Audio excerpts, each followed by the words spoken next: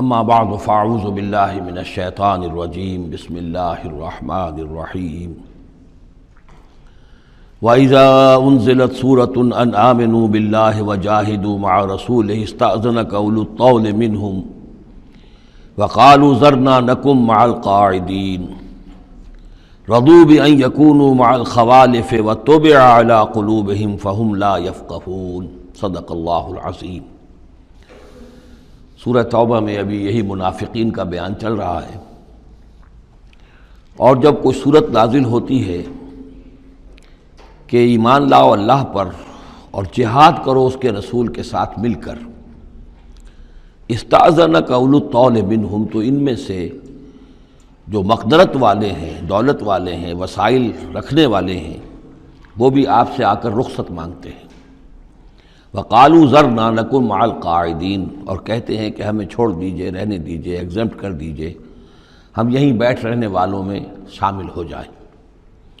رضوا بأن یکونوا مع الخوالف، وہ اس پر راضی ہو گئے کہ پیچھے رہنے والی عورتوں میں شامل کر دیے جائیں، یعنی جنگ کرنا مردوں کا کام ہے، اور خواتین کو چونکہ پیچھے بچے اور خواتین ظاہر بات ہے کہ گھروں میں رہ جانے والے تھے، تو انہوں نے اپنے لیے یہ مقام پسند کیا، یہ ایک طرح کا ان پر طنز ہے۔ رضوا بأن یکونوا مع الخوالف وطبع علی قلوبہم فہم لا یفقہون، تو ان کے دلوں پر مہر کر دی گئی اور اب وہ سمجھ نہیں سکتے۔ لیکن الرسول والذین آمنوا معہ، اس کے برعکس اللہ کے رسول صلی اللہ علیہ وسلم اور جو لوگ ان کے ساتھ ایمان لائے، جاہدوا باموالہم وانفسہم، انہوں نے جہاد کیا اللہ کی راہ میں، اپنے اموال سے بھی، اپنی جانوں سے بھی۔ وَأُولَٰئِکَ لَهُمُ الْخَيْرَاتُ، یہ وہ لوگ ہیں جن کے لیے بھلائیاں ہیں، خوبیاں ہیں، نیکیاں ہیں، اچھا اجر ہے۔ وَأُولَٰئِکَ هُمُ الْمُفْلِحُونَ، اور یقیناً یہی لوگ ہیں فلاح پانے والے، آخری منزل مراد کو پا لینے والے۔ فلاح کے لفظ پر انشاءاللہ تفصیلی گفتگو جو ہے وہ سورہ مومنون کے شروع میں ہوگی۔ یہ ایک بڑی اہم اصطلاح ہے قرآن کی، میں نے اب تک اس کا ترجمہ بس اسی طریقے سے اسی لفظ کے ساتھ کیا ہے۔ اعد اللہ لہم جنات تجری من تحتہا الانہار خالدین فیہا، اللہ تعالیٰ نے ان کے لیے ان باغات کو تیار کیا ہے جن کے دامن میں یا جن کے نیچے ندیاں بہتی ہوں گی، جن میں وہ ہمیشہ ہمیش رہیں گے۔ ذالک الفوز العظیم، اور یہ بہت بڑی کامیابی ہے۔ وجاء المعذرون من الاعراب لیؤذن لہم، اور آئے آپ کے پاس بہانے بنانے والے بدو بھی، مدینے کے لوگوں کا تذکرہ ہو رہا تھا، اب ظاہر بات ہے یہ نفیر عام تھی، اعلان عام تھا، تو اب جو بھی آس پاس تھے، جو دیہات میں رہنے والے مسلمان تھے، ان پر بھی یہ حکم جو ہے عائد تھا،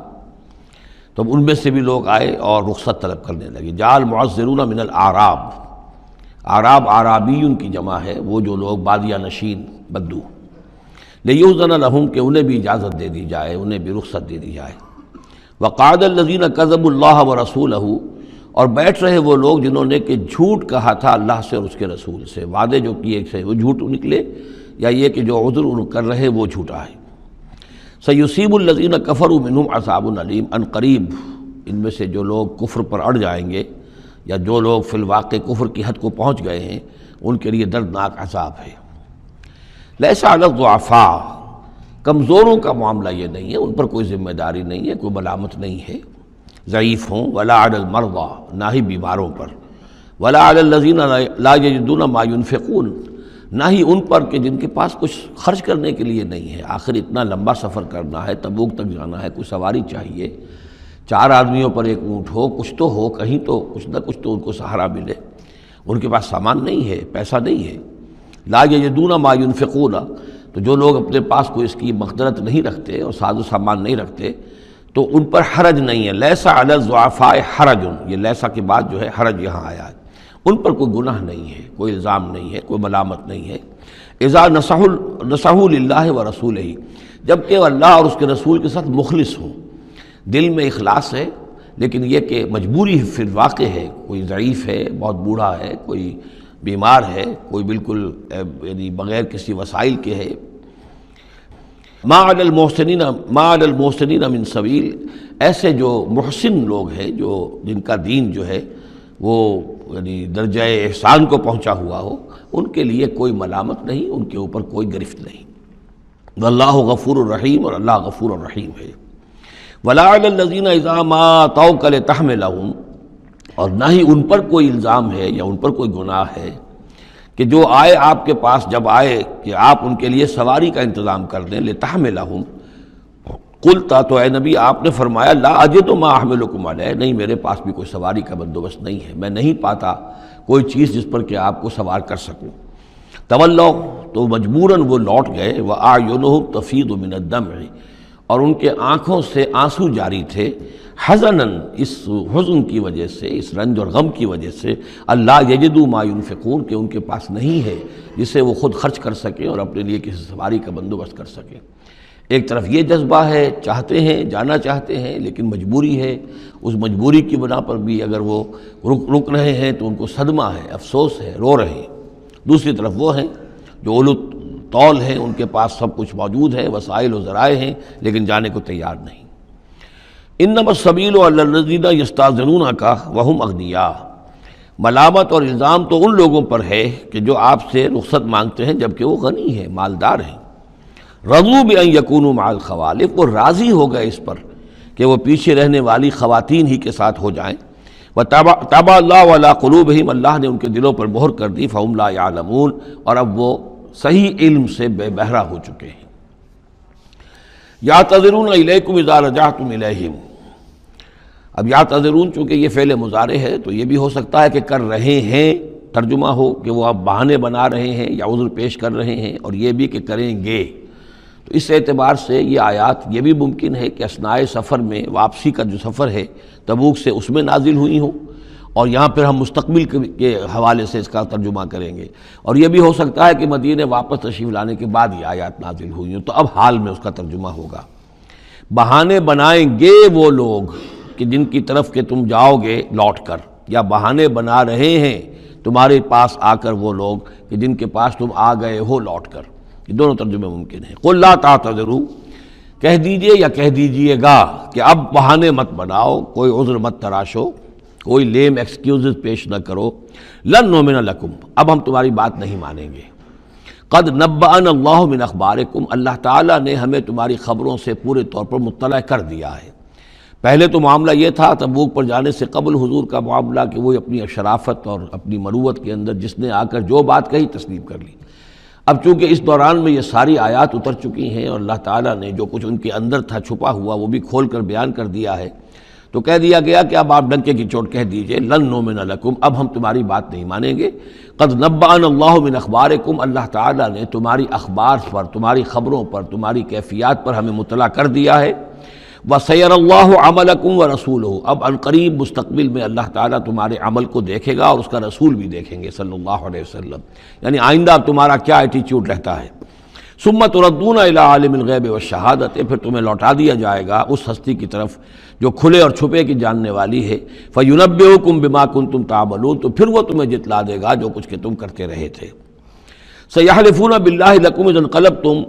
یہ یقیناً قسمیں کھا کھا کر، حلف اٹھا کر اللہ کا کہیں گے جب کہ تم ان کی طرف لوٹ جاؤ گے یا آ گئے ہو،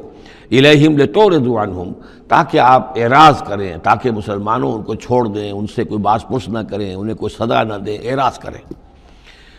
فاعرضوا عنہم، ٹھیک ہے ان سے اعراض کرو، ان سے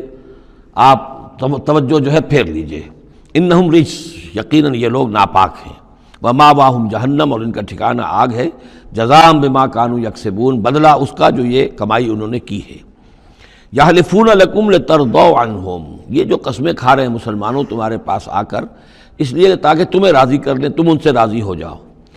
اس لیے کہ ظاہر بات ہے کہ ایک معاشرہ تھا، مدینے میں رہتے تھے، ان کے بھائی بند تھے، ان کے دوست تھے، احباب تھے، اوس اور خزرج کے اندر رشتہ داریاں تھیں، تو اب بالکل آؤٹ کاسٹ ہو جانا معاشرے میں، تو ظاہر بات ہے کہ وہ پھر کوشش کرتے تھے کہ سارے مسلمان ہم سے بدظن نہ ہو جائیں، سب لوگ جو ہیں بدگمان ہو جائیں، تو ہم تو آؤٹ کاسٹ ہو جائیں گے، گویا کہ معاشرے میں اچھوت ہو جائیں گے۔ تو وہ آ کے لوگوں سے ملاقاتیں کر کر کے پھر ان کو بتاتے تھے کہ نہیں،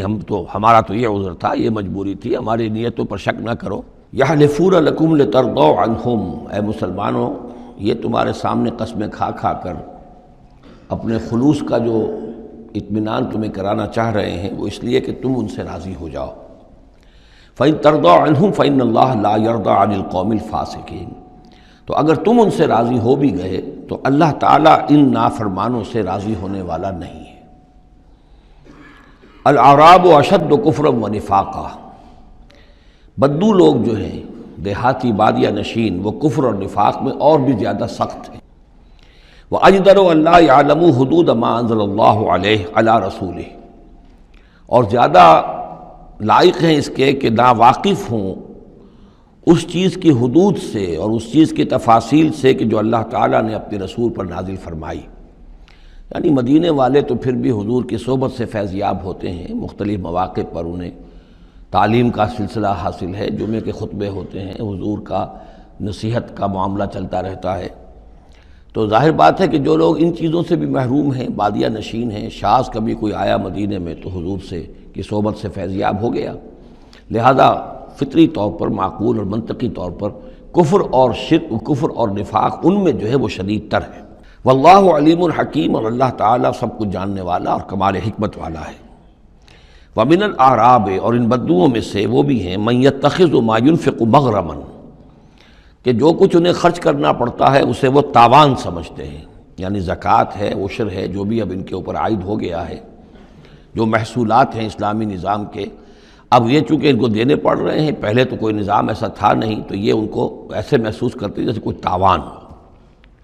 وَيَتَرَبَّصُ بِكُمُ الدَّوَائِرَ، اور وہ منتظر ہیں کہ کوئی گردش زمانہ آئے اور یہ جو حکومت قائم ہوئی ہے مدینے میں، جس کی وجہ سے ہمیں یہ سب کچھ کرنا پڑ رہا ہے، کوئی اس کے اندر تبدیلی پیدا ہو جائے، وہ حکومت ختم ہو جائے۔ علیہم دائرۃ السوء، اصل میں بری گردش خود ان کے اوپر مسلط ہے،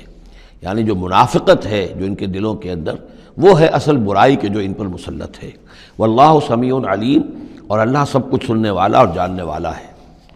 وَمِنَ الْأَعْرَابِ مَن يُؤْمِنُ بِاللَّهِ وَالْيَوْمِ الْآخِرِ، اور اعراب سب کے سب ویسے نہیں ہیں، بلکہ ان میں سے ایسے بھی ہیں۔ من الاعراب، انہی بدوؤں میں وہ بھی ہیں، من یؤمن باللہ والیوم الآخر، جو ایمان رکھتے ہیں اللہ پر، یوم آخر پر۔ وَيَتَّخِذُ مَا يُنْفِقُ، اور جو چیز بھی وہ خرچ کرتے ہیں اللہ کی راہ میں اس کو سمجھتے ہیں قربات عند اللہ، کہ اللہ تعالیٰ کے قرب کا ذریعہ ہوگا، تقرب الی اللہ کا ذریعہ بن جائے گا۔ ہمارا یہ صدقہ، ہمارا یہ خیرات، ہمارا یہ دین کے لیے انفاق جو ہے، یہ اللہ تعالیٰ سے ہمیں قرب عطا کرے گا۔ وصلوات الرسول، اور رسول صلی اللہ علیہ وسلم کی طرف سے عنایتیں ہوں گی اور ان کی دعائیں ہماری شامل حال ہو جائیں گی۔ گویا کہ صاحب ایمان بھی تھے ان بدوؤں میں، سب کے سب منافق ہی نہیں تھے۔ الا انہا قربۃ لہم، آگاہ ہو جاؤ، ہاں ان کا یہ انفاق، اللہ کی راہ میں خرچ کرنا، یقیناً ان کے لیے باعث تقرب ہے اللہ کے لیے، اللہ کے نزدیک۔ سیدخلہم اللہ فی رحمتہ، ان قریب اللہ تعالیٰ انہیں اپنی رحمت میں داخل کرے گا۔ ان اللہ غفور الرحیم، یقیناً اللہ تعالیٰ معاف فرمانے والا، رحم فرمانے والا ہے۔ اب جو مضمون آ رہا ہے 13ویں رکوع میں، اس میں کیٹیگرائز کیا جا رہا ہے کہ اہل ایمان جو تھے اس وقت، یا یوں سمجھیے کہ جو مسلمان تھے، ان میں کیا حفظ مراتب کا معاملہ کیا تھا۔ ظاہر بات ہے کہ تمام اہل ایمان ایک درجے کے تو نہیں تھے، خدا پنج انگشت یکساں نہ کرد، نہ ہر زن زنست و نہ ہر مرد مرد، نہ تمام مومن ایک جیسے تھے، نہ تمام منافق ایک جیسے تھے، نہ تمام کمزور لوگ ایک جیسے تھے۔ تو یہ بھی بڑی یوں سمجھیے کہ حکمت قرآنی کا ایک اہم موضوع ہے، اس لیے کہ آئندہ بھی جب بھی کبھی کسی مسلمان معاشرے میں کوئی دینی تحریک اٹھے گی، ظاہر بات ہے جیسا کہ میں نے عرض کیا ہے، انسانی فطرت میں تو کوئی تبدیلی نہیں ہوئی ہے، اسی طرح کے صورتحال پیش آئے گی، تو اس کی پہچان کے لیے، لوگوں کے درمیان درجہ بندی کا ایک فہم اور تفقع حاصل کرنے کے لیے یہ آیات جو ہیں یہ بہت ہی اہم ہیں۔ والسابقون الاولون من المہاجرین والانصار، اور پہل سبقت کرنے والے مہاجرین میں سے اور انصار میں سے۔ والذین اتبعوہم بإحسان، اور وہ لوگ جنہوں نے ان کی پیروی کی بھلائی کے ساتھ، نیکی کے ساتھ۔ رضی اللہ عنہم ورضوا عنہ، اللہ ان سے راضی ہو گیا اور وہ اس سے راضی ہو گئے۔ وعد لہم جنات تجری تحتها الانہار خالدین فیہا ابدا، ان کے نیچے ندیاں بہتی ہوں گی، اللہ نے وہ باغات تیار کر دیے ہیں ان کے لیے جن کے نیچے ندیاں بہتی ہوں گی، اس میں وہ ہمیشہ ہمیشہ رہیں گے۔ ذالک الفوز العظیم، یہی ہے بہت بڑی کامیابی۔ اب یہ ٹاپ کی ہیں، دو درجے ہیں، دو مراتب ہیں۔ جیسے ایک مرتبہ ہم دیکھ چکے سورہ نساء میں انبیاء، صدیقین، شہداء، صالحین، یہ گویا کہ ایک خاص اعتبار سے، اب اس کی تفاصیل میں جانے کا یہ موقع نہیں ہے، یہ مختلف اعتبارات سے درجہ بندی ہوتی ہے۔ ایک یہ درجہ بندی ہمارے سامنے آ رہی ہے کہ ٹاپ کے دو جو ہیں ان کے لیے الفاظ آئیں السابقون الاولون اور والذین اتبعوہم بإحسان، یہ وہ لوگ ہیں نیک سرشت اور جن کی فطرتیں سلیمہ اور جن کی عقل سلیم تھی، لیکن ان میں بھی دو درجے تھے۔ ایک درجہ وہ تھا کہ جن میں اتنی ہمت بھی ہوتی ہے کہ جیسے ہی حق سامنے آئے فوراً قبول کر لیں اور بالکل دائیں بائیں نہ دیکھیں کہ اس سے پھر کیا لازم آئے گا، کیا چھوڑنا پڑے گا، کیا کرنا پڑے گا، بلکہ یہ کہ بس ان کے لیے حق جو ہے وہ اتنی بڑی قیمتی شے ہے کہ اس کے مل جانے کے بعد ہر چہ بعد آباد، اب ہر جو ہونا ہے وہ ہو جائے۔ وہ تاخیر نہیں کرتے، دیر نہیں کرتے، ان میں ہمت ہوتی ہے۔ وہ یہ نہیں دیکھتے کہ اس پگڈنڈی پہ چلنے والے تو کوئی ہے ہی نہیں، بلکہ یہ کہ اگر پہلے ہی میں کیسے چھلانگ لگا دوں، کیسے میں چل پڑوں، کوئی مجھے آگے چلتا ہوا نظر ہی نہیں آ رہا ہے، بلکہ ان کے اندر وہ ہمت ہوتی ہے۔ یہ ایک مزاج اللہ تعالیٰ نے لوگوں کے بنائے ہیں، جیسا کہ حضور نے فرمایا الناس کالمعادن، جیسے معدنیات ہیں۔ اب سونے کی اور جو ہے اس کو صاف کریں گے تو سونا بنے گا، چاندی کی اور کو کتنا ہی صاف کر لیں سونا تو نہیں بنے گا، وہ چاندی ہی بنے گی۔ تانبے کی اور ہے، کتنا ہی آپ اس پر محنت کر لیں وہ آپ اچھے سے اچھا تانبا اس میں سے نکال لیجئے، لیکن یہ کہ ظاہر بات ہے کہ وہ سونا تو نہیں بنے گا۔ اسی طرح الناس کالمعادن، لوگوں کا معاملہ بھی یہ ہے کہ ان کی بھی اللہ تعالیٰ کی طرف سے جو ان کی طبائع بنائی گئی ہیں جس طرح کی، ان کے اندر فرق و تفاوت ہے۔ تو کچھ لوگ وہ ہیں السابقون الاولون، فوراً حق کو قبول کرنا، بے خطر کود پڑنا، بے خطر کود پڑا آتش نمرود میں عشق، عقل ہے محو تماشائے لبے بام ابھی۔ کچھ دوسرے لوگ ہوتے ہیں سلیم الفطرت بھی ہیں اور ان کو بھی بات سمجھ میں آ گئی ہے، لیکن ہمت میں تھوڑے سے کم ہوتے ہیں۔ پہلے ذرا کچھ لوگ آگے چل کے معلوم ہو جائے کہ ایک دو آدمی آگے بھی جا رہے ہیں تو آج راستہ ہوگا، یہ آخر جو چل رہے ہیں یہ لوگ، اگر انہوں نے ہمت کر لی ہے تو چلو ہم بھی ہمت کریں۔ تو والذین اتبعوہم بإحسان، جو ان کے پیچھے چلے، ان کا اتباع کیا، لیکن کیا نیک نیتی سے، اس میں کوئی خلل نہیں، کوئی فساد نہیں، وہ بات باقی ساری ٹھیک ہے، بس تھوڑی سی اس کو کہنا چاہیے کہ جس کو ہمت کہا جائے، وہ ہمت کے اندر جو ہے ہمت مرداں، وہ اس کے اندر کوئی کمی ہے۔ لیکن ان دونوں کو بریکٹ کر لیا ہے، والسابقون الاولون من المہاجرین والانصار۔ اچھا یہ بھی نوٹ کر لیجئے کہ انصار تو ایمان لائیں 10-11 سال کے بعد۔ اب ظاہر بات ہے کہ متبعین بإحسان جو مہاجرین کے ہیں وہ زمانی اعتبار سے انصار سے پہلے ایمان لائے ہیں، لیکن مزاج کا معاملہ ہوتا ہے۔ انصار میں سے بھی بعض وہ تھے فوری طور پر انہوں نے قبول کیا اور اسی طرح کیا، یکسو ہو گئے، ہر چہ بعد آباد ماں کشتی درآب انداختے۔ تو یہ مزاج کی بات ہے، اس کا زمانے سے تعلق نہیں ہے، یہ مزاج کی بات ہے۔ کسی بھی وقت اور آئندہ بھی ہمیشہ ایسا رہے گا، کچھ لوگ ایسے ہوں گے کہ جو حق کو قبول کرتے ہیں اور پھر قطعاً نہیں پرواہ کرتے، دائیں بائیں نہیں دیکھتے، کوئی آ رہا ہے یا نہیں آ رہا، کوئی ساتھ دے رہا ہے یا نہیں دے رہا ہے، کچھ نہیں، کوئی خطرات ہیں، کوئی مشکلات ہیں، کوئی مصائب آئیں گے، ہر چہ بعد آباد۔ کچھ لوگ ہیں جو ذرا دائیں بائیں دیکھ کر تھوڑا سا چلتے ہیں، ان کی ہمت جو ہے اتنی نہیں ہوتی۔ والسابقون الاولون من المہاجرین والانصار والذین اتبعوہم بإحسان رضی اللہ عنہم ورضوا عنہ وأعد لهم جنات تجری تحتها الانہار خالدین فیہا ابدا ذلک الفوز العظیم وممن حولکم من الاعراب منافقون۔ اب یہ ایک طرف تو یہ ٹاپ کے دو اور ایک اب بالکل نیچے جا کر، اور جو لوگ تمہارے آس پاس آباد ہیں جو بدوؤں میں، جو بادیہ نشین ہیں، ان میں منافق ہیں۔ ومن اہل المدینہ، اور نہ صرف ان میں ہیں، اہل مدینہ میں بھی ہیں۔ مردوا علی النفاق، یہ لوگ وہ ہیں کہ جو نفاق پر اڑ چکے ہیں۔ اب یعنی ان کا نفاق جو ہے جیسے ٹی بی کی 3rd سٹیج ہوتی ہے کہ جس کے بعد پھر امید نہیں ہوتی کہ شفا ہو جائے گی، یہ پرانی زمانے کی باتیں ہیں، اب تو ٹی بی لا علاج مرض نہیں رہا، پہلے کی بات ہے۔ لیکن یہ ہے کہ یہ اس جو مرض ہے نفاق کا، ان کا اس تیسری سٹیج کو پہنچ چکا ہے۔ مردوا علی النفاق لا تعلمہم، آپ انہیں نہیں جانتے، نحن نعلمہم، ہم انہیں جانتے ہیں۔ سنعذبہم مرتین، ہم انہیں بار بار عذاب دیں گے۔ ان کے لیے تو عذاب روز کھڑا تھا، روز مطالبہ آتا تھا نکلو اللہ کی راہ میں، روز جھوٹ بولنا، روز قسمیں کھانی، روز کسی نہ کسی طریقے سے بہانے بنانا۔ ان کی زندگی ضیق میں تھی، یہ نہیں تھا کہ وہ اس طریقے سے آرام سے تھے۔ ثم یردون الی عذاب عظیم، اور پھر ان کو لوٹا دیا جائے گا ایک بہت بڑے عذاب کی طرف، وہ آخرت کا عذاب ہے۔ اس کے بعد اب درمیان میں پھر 2 کیٹیگریز آ رہی ہیں، وہ لوگ کہ جو کچھ نیمے درو نیمے برو ہیں، منافق نہیں ہیں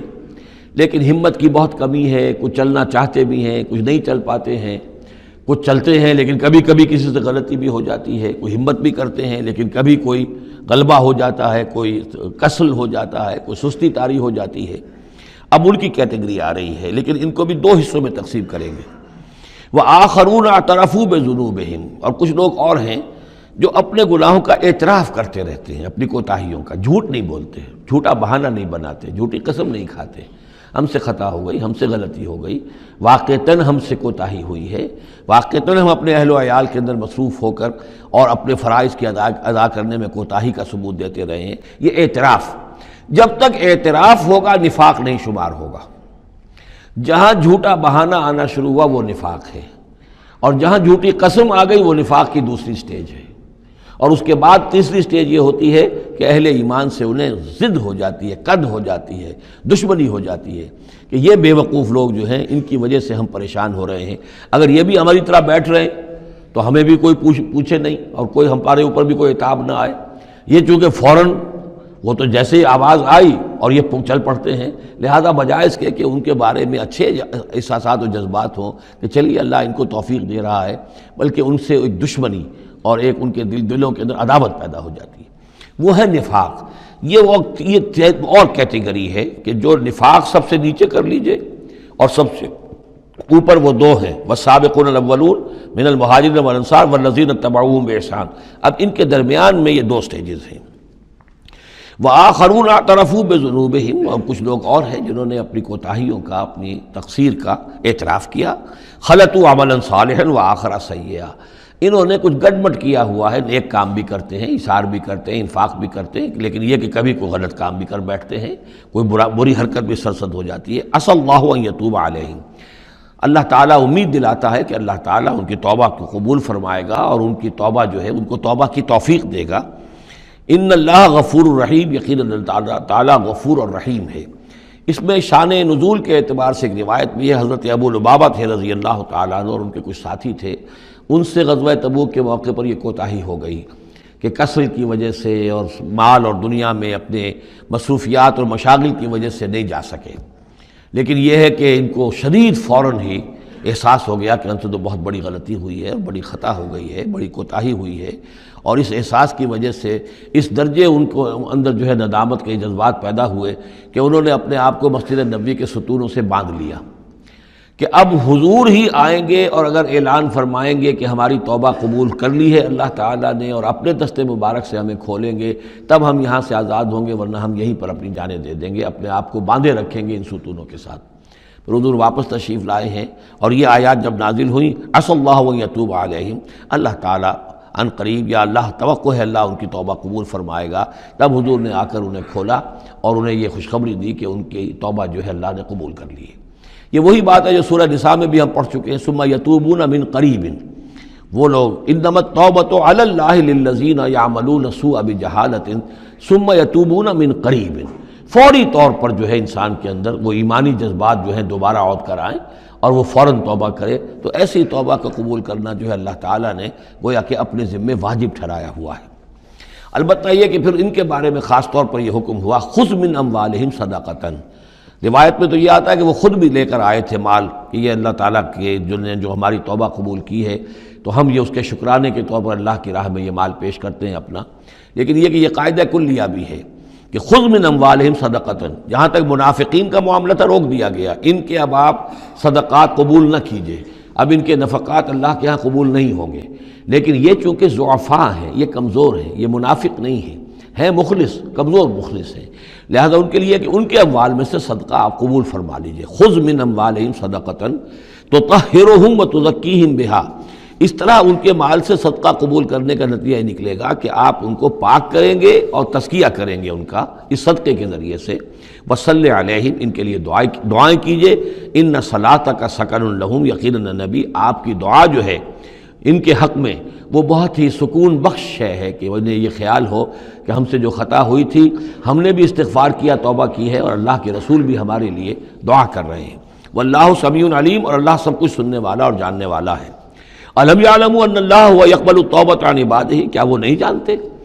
کہ اللہ تعالیٰ اپنے بندوں کی توبہ قبول فرماتا ہے؟ ویأخذ الصدقات، اللہ تعالیٰ بندوں کے صدقات قبول کرتا ہے، یعنی اللہ کا احسان ہے۔ صدقہ وہ شے ہے، خیرات وہ شے ہے حضور نے اپنے اوپر حرام کی، اپنی اولاد پر حرام کی ہے،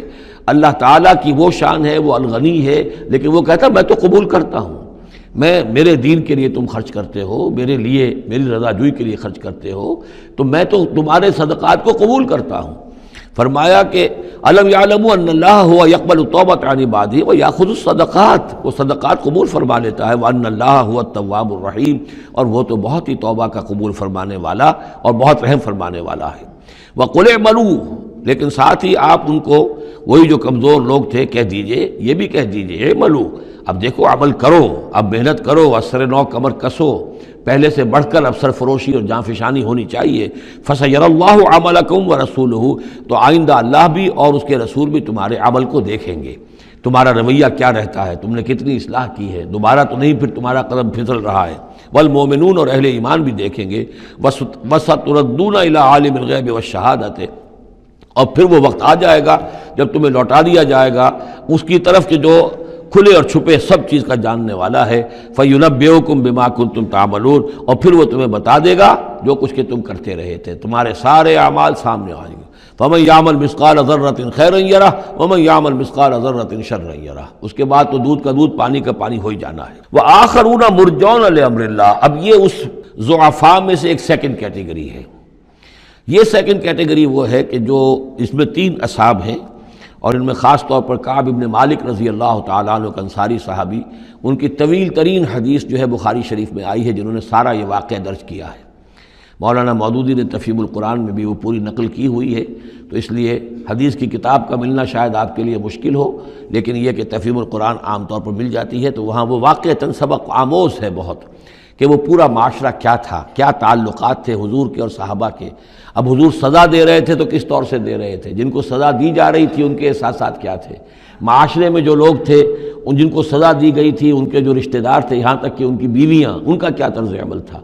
تو یہ ایک جو اسلامی معاشرہ ہونا چاہیے صحیح معنی میں، اور جماعتی زندگی، دینی جماعتی زندگی جس پر ہونی چاہیے، اس کی بہترین تصویر ہے کہ جو اس طویل حدیث میں آئی ہے۔ یہ 3 حضرات ایسے تھے کہ جن کے ساتھ معاملہ وہی ہوا کہ یہ بھی کوئی ڈھیل دیتے رہے، اچھا چلیں گے، کل چلے جائیں گے۔ حضرت کعب ابن مالک فرماتے ہیں کہ میں ان دنوں بہت ہی صحت مند بھی تھا، میرے پاس مال بھی بہت تھا، میرے پاس جو اونٹنی تھی وہ بھی بہت تگڑی تھی، اور میں نے کہا چند دن اور حضور تو چلیں گے 30,000 کا لشکر لے کر، تو ظاہر بات ہے رفتار جو ہے کم ہوگی، تم ابھی اور گھر میں ٹھنڈی چھاؤں جو ہے گھر کی اور اپنے باغ کی اور اپنے جو ہے آرام کر لو، پھر تیزی کے ساتھ دوڑتے ہوئے جا کے حضور سے مل جانا۔ اب شیطان جو ہے اسی طریقے سے تعویق کراتا ہے، تاخیر کراتا ہے، تاکہ یہ کہ پھر ہوتے ہوتے اچانک ایک دن محسوس ہوا کہ اب تو چاہے میں کتنا ہی تیز دوڑوں میں حضور سے نہیں مل سکتا، بس وہ ہاتھ پاؤں ڈھیلے پڑ گئے۔ لیکن یہ کہ اس کے بعد بھی جب حضور صلی اللہ علیہ وسلم تشریف لائے ہیں اس وقت تک بھی انہوں نے خود کوئی اقدام نہیں کیا اپنی توبہ کا، بلکہ یہ کہ حضور نے جب بلا کے لوگوں سے باز پرس کرنی شروع کی ہے، تو جو منافق آتے تھے وہ قسمیں کھا جاتے تھے، حضور کسی کی بات مان لیتے تھے، جو بھی تھی بات، جب ان کی باری آئی تو حضور مسکرائے۔ حضور کو معلوم تھا کہ یہ ظاہر بات ہے کہ کعب ابن مالک جو ہے منافقین میں سے نہیں ہے۔ فرمائیے آپ کا مسئلہ کیا ہوا تھا؟ انہوں نے صاف کہہ دیا کہ حضور یہ لوگ جو جھوٹی قسمیں کھا کھا کر بچ گئے ہیں آپ کے ہاں سے، مجھے بھی اللہ نے زبان دی ہے، میں بھی بہت سے جھوٹی باتیں بھی کہہ سکتا ہوں، لیکن صحیح بات یہ کہ کوئی عذر نہیں ہے میرے پاس۔ میں جتنا ان دنوں صحت مند تھا اتنا کبھی صحت مند نہیں تھا، جتنا ان دنوں غنی تھا اتنا کبھی غنی نہیں تھا، میرے پاس کوئی عذر نہیں ہے سوائے اس کے کہ شیطان مجھے ورغلاتا رہا۔ تو حضور کو نے پھر ان کو، اور ان کے ساتھ 2 اور ساتھی تھے، ایسے 3 کا معاملہ یہ تھا، تو انہیں ایک سزا دی گئی، اور سزا مقاطعے کی تھی، سوشل بائیکاٹ، کوئی ان سے بات نہ کرے۔ وہ ان کے اوپر 50 دن جو گزرے ہیں، گھر میں ان کی بیوی ان سے بات کرنے کو تیار نہیں ہے۔ پوچھا گیا کہ میں بیوی یہاں پر میں رکھوں یا نہ رکھوں، بیوی نے آ کر کہا بوڑھے آدمی ہیں، کوئی ان کی خدمت کرنے والا نہیں ہے کہ رہ سکتی ہو، لیکن شاید انہوں نے بعد میں اپنی بیوی کو بھی بھیج دیا تھا، اس لیے کہ کسی کے پاس جاتے تھے کہ اللہ کے بندے تمہیں تو معلوم ہے کہ میں منافق نہیں ہوں، میں مسلم ہوں، اور تم مجھ سے بات نہیں کرتے ہو، تو وہ جواب دیتے تھے مسلمان اللہ و رسولہ عالم، اللہ اور اس کے رسول کو زیادہ بہتر معلوم ہے، اور منہ موڑ کر چلے جاتے تھے۔ تو یہ وہاں کا معاشرہ جو ہے اس کے اندر جو نظم تھا، ضبط تھا کہ ہمارے نبی نے چونکہ انہیں سزا دی ہے لہذا اب ان سے کوئی کلام نہیں کرے گا۔ اسی میں وہ واقعہ بھی پیش آیا، چونکہ 50 دن کا لمبا معاملہ تھا کہ ملک غسان کا جو ہے ان کے پاس ایک آ گیا ایلچی، اور اس کا خط اس نے دیا، اور اس میں یہ لکھا ہوا تھا کہ ہمیں معلوم ہوا تمہارے ساتھی تم پر بڑا ظلم کر رہے ہیں، تمہارے صاحب جو ہے یعنی حضور صلی اللہ علیہ وسلم، تم تو بڑے شریف آدمی ہو اور تم بڑے اپنی قوم کے جو ہے وہ بہت سربراہ لوگوں میں سے ہو، تم ایسے تو نہیں ہو کہ تمہیں اس طرح ذلیل کیا جائے، تم ہمارے پاس آؤ، ہم تمہیں اپنے یعنی اونچے درجے دیں گے اپنے دربار میں۔